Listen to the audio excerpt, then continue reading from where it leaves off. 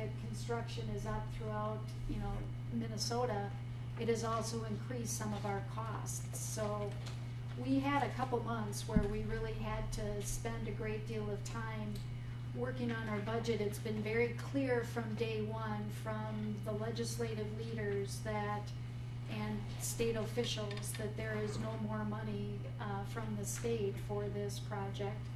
We need to live within our budget. So as we face these budget challenges, we really looked at ways that the design to a certain extent could be altered to save some money, where costs could be shaved off. Mortensen Construction, as our Minnesota firm leading the construction of the stadium, has been a great partner along with our architect in looking for ways to save money. So the bottom line is we have now basically brought the project back into budget, and the way we did that is by making some budget adjustments and finding some ways to save on costs. But primarily what we were able to do is to work with the Minnesota Vikings to increase their contribution overall to the project. But the one thing I want to emphasize is right now there are over 200 Minnesota companies that are working on the stadium. It is just amazing to me to see the amount of economic development that has come to so many of our businesses within the state. Right now, there are about 570 workers on site on a daily basis. 30% are carpenters, 20% are iron workers, 18% are laborers, and 14% are masons.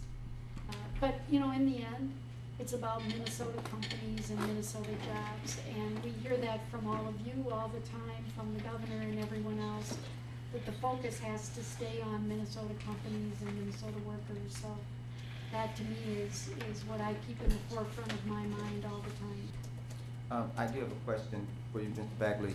Are you comfortable talking to us about the Washington Redskins? One of the things that has been in the media, I know that I've gotten some emails from different members of this body. They wanted to know what the Vikings' position is on the Washington Redskins controversy, and whether you all, what you really think about it.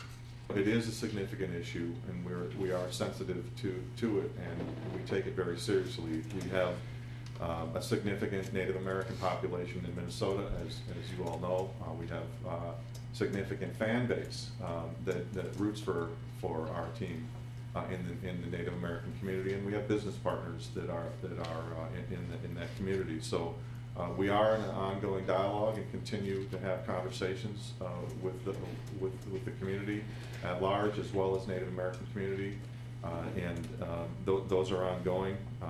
Working with the University of Minnesota leadership in addressing the matter. The difficult position that we're in is that as a business partner, we're one of 32 NFL teams, and we are obligated to market our opposing team. This weekend it's New England Patriots. On November 2 it'll be Washington. So it'll be we're obligated to market our opposing team, and we also have asked the NFL to come to Minnesota and to have some dialogue with our community on the matter. So we're trying to provide opportunities to make sure that those voices are heard the week leading up to the game, as well as having some dialogue with the NFL, the university, and the Vikings on the matter.